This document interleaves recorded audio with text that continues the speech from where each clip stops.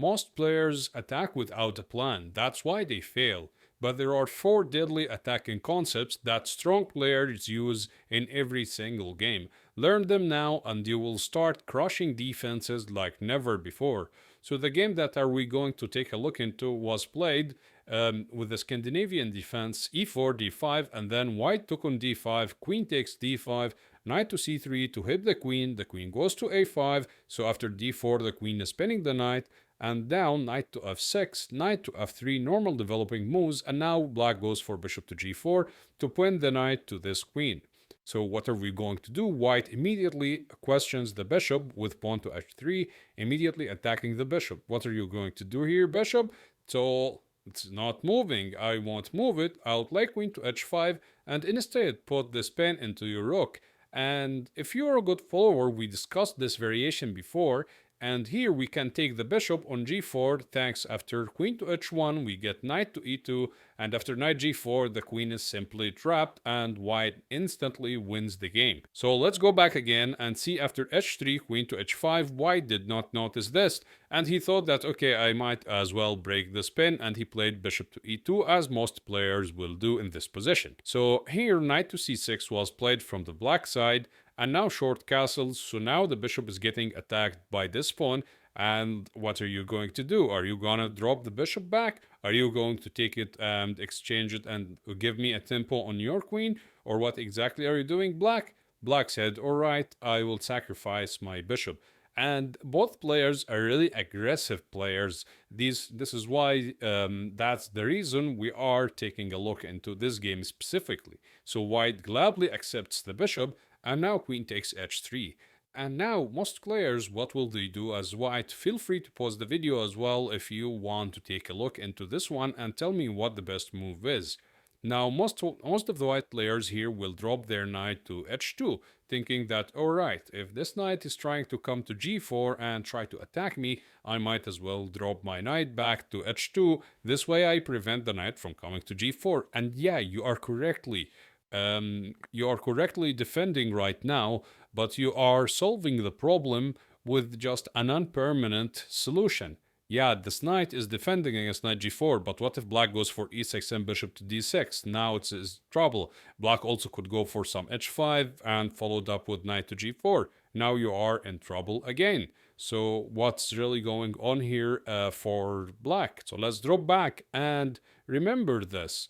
The first rule is offense is the best defense, all right? Offense is the best defense. So you see, this knight here could go to g5 to put the question to the queen and open up the queen and the bishop diagonal here to cover up the square on g4 any matter. And this knight now hits the black queen on h3. So what are you going to do here? Black went queen to h4 to put pressure on this pawn. And this will bring us to the second rule, which is to try to move into our enemy territory. And when I speak about this, you could play such a move like bishop to e3 in order to defend this pawn, for example. But this move is to try to move into our enemy territory. So here, when we play pawn to d5, we actually hit two things with only one move here, two birds with one pawn, as you may call it. But the thing here is that, yeah, this knight is attacked. So the knight comes into e5, and it's looking scary right now for the white pieces. You know, the knights are jumping in. Be careful. This knight is also hitting there. This knight is unstable on g5. So it's kind of looking scary for the white pieces. But right now, white follows the same strategy. He's trying to move into his enemy territory. So he played here bishop to b5 check, delivering the check to the king, and now black plays c6. Pawn takes, and now pawn takes, attacking the bishop. So what to do here? Should we just drop our bishop back? But then rook to d8 is going to come. You know, a sample line would be bishop to e2, but then now rook to d8, for example, hits the queen, queen to e1, h6 hitting the knight. And you know, you are not really getting the best position in the world. Like for the instance here, the engine's just recommending f4 to try to exchange the queens, but this will give away the knight. So here after queen h4, queen to h4, you will win the other knight and you would still win the game. But who will think really about f4 making more weaknesses when they are getting attacked. And in fact, here, White thought with the same thought process. He's trying to move into his enemy territory, so he played knight to d5, which is a spectacular move. Yes, it may not be the best move, and in fact it is, because it dropped the white advantage, as you see the evaluation bar now returning to zeros. But the thing here is that white's trying to attack black. So let's say black takes the bishop, then now knight c7 is an instant checkmate in one. And what else that black could do? Now, in the game, black took the knight on d5 and allow white to take back on d5, and now this is a double pin. Now the pawn is pinned to the king, so you cannot capture the queen, and this pawn is pinned to this rook, so you cannot capture the bishop because you will get checkmated pretty soon after queen takes rook. So here, after queen takes on d5, now what to do for black? Now black thought, and he really didn't like rook to d8 after this variation, right? Because then bishop takes c6, and after this whole exchange, now white is easily winning after queen to a8, for example, rook to d8, queen to c6 going back, rook to d7, and a move here like rook to e1 should be very, very good for the white pieces. So the black pieces declined this, and after knight plays d5, black just castles long side and said to white, alright, come after me, attack me if you want, I don't really see it, and be careful, because knight to g4 could be coming in the horizon at any moment. So white here wastes no time and goes for bishop to a6 check, again moving into his opponent territory. So king to b8 was played, and now white, instead of trying to defend this knight, he counter-attacked the other knight with bishop to f4. Now, in case of queen takes f4, then knight takes f4, and yes, you lose the queen, but then you regain it back, and this rook is now coming straight down on the d file and going alright to d8, and where it will attack the king. So let's come back again and let's see what could have happened. In the real game, black took the knight on d5, hitting the white queen. So what to do right now? The queen is getting attacked, so white took on e5, which was his own idea. Now, if you may think that, wait a minute, black may recapture, but this will fail into queen to d8 checkmate. So black cannot capture it, so black instead here, after bishop takes f4, he decided to move his king, and now everything is getting attacked for the white pieces. The bishop on d4 is getting attacked with the rook, and also the rook is hitting the queen on d1, also the knight is getting attacked, so black is guaranteed to capture something, and here white may hold to his advantage with this move knight to f7, sacrificing his queen, but after rook to d1, now rook to d8 is coming pretty soon, it's checkmate. So, the black pieces may try to defend with such a move like knight to d5, but it will fail after c4, hit the knight, the rook is still getting attacked, but this queen is risky also, going to the g file.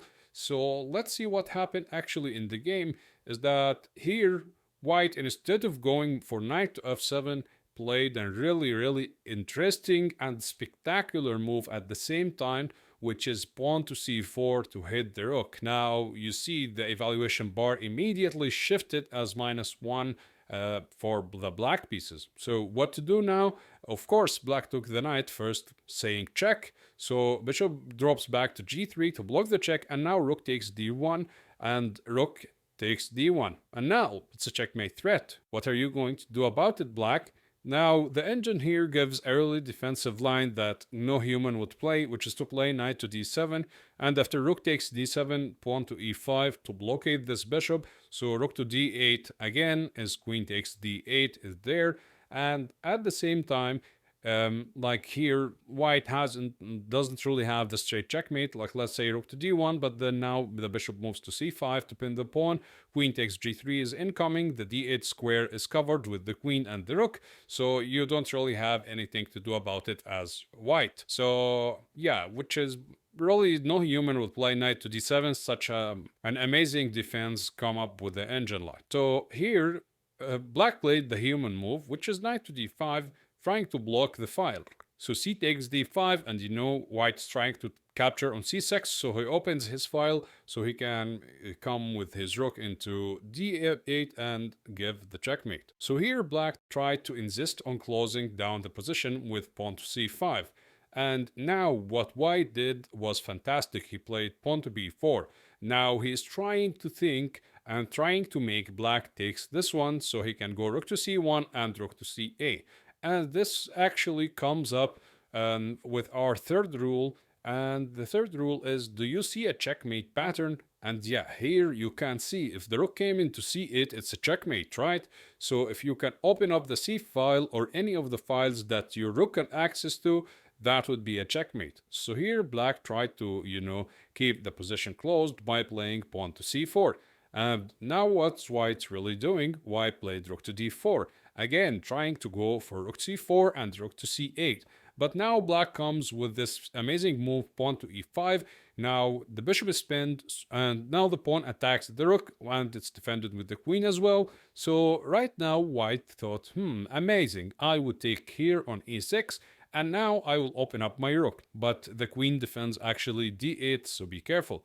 So right now bishop takes b4 was played from the black side, and now what's really the best move here for white? And you got to think about the forcing moves. And the forcing moves, which is our fourth rule for the day video, they are captures and they are checks. So what captures do you have here is that, yeah, you can grab this pawn, but you can try to imagine a checkmating pattern again. This is rule 3 and rule 4 combined with each other, is that right now you can see if this bishop goes to b7, the king would be checkmated. But the problem right now is that the b7 square is not defended. So white prepared it by playing rook to d7 first. This way, he's controlling the square on b7. Now bishop to b7 is gonna come, and it's a checkmate. So what to do as black? Black tried to cover this checkmate with rook to b8 in order to cover the b7 square. But now rook f to d1 again. You see he is doubling up on the d file, and actually he's got a threat. Again, he saw a checkmate pattern. What's really this pattern is that let's say that black takes here on e6. Then now comes bishop to b7, hitting the king. The rook takes it, but now rook to b8, and after rook b8, rook takes b8 with the defense of our bishop on this long diagonal. It's gonna be a checkmate. So let's drop back and see what happened in the game. In the game, black tried to hold on with bishop to e7 to try to defend the d8 square. So if you play bishop to b7 now, rook b7, rook d8, then bishop takes d8, and if you recapture back with your rook, then queen takes d8. So black actually sees what white's trying to do.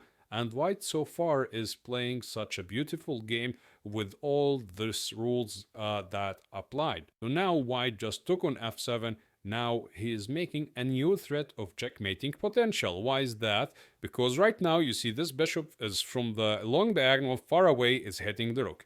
And at the same time, this bishop right now is trying to go to b7 and forcing black to capture and then get a queen. And you see this bishop is currently doing two jobs. The first job is to stop this pawn, and the second is to stop rook to d8. So actually now the threat is that let's say that black plays c3, as happened in the game. Now white can go for bishop to b7. Now it's checkmate, so you are forced to capture with your rook. But then now in the game, white did make a queen, which after it black resigned the game on the spot. And actually, in fact, you can queen very far away here right now in this position. You can just move your pawn and make a queen, and it's a distraction tactic because right now, if the rook takes the queen, then bishop to b7 is going to be a checkmate in one. And if the bishop takes the queen, then it's the same checkmate pattern we saw before. After this, and rook takes b8. So what's best? What we should go for? You should go for the one which is saving you time, all right? You should not go for, like maybe you are playing blitz or rapid and you are short on time and you are playing on a time pressure. You should go for the forcing line, which is bishop to b7, rook takes b7, and now you make a queen, and then the bishop will take it. Therefore, now the d8 square is available. Rook to d8, queen takes d8, rook takes d8, and rook takes b8. Rook to b8, rook takes b8 is a checkmate because if the black pieces player is tried to hold on. After b8 queen, he could go for queen takes g3 check, and then captured with this one with the rook, like rook takes f8, but then they will lose the bishop, but they can just capture with the bishop on f8. And they may try to cause you some problems with this pawn. Nothing is really. It's mate m10 actually, in fact, for white. But if you are playing with white and you are playing blitz or rapid and you are in a time pressure, it's better to always look for your forcing moves, which are checks, and then comes after the checks captures, and then after that comes trying to make threats. Thank you guys for so much for watching the video. I hope you enjoyed it. If you do so, make sure to check our latest uploads on the channel for more ELO. And goodbye.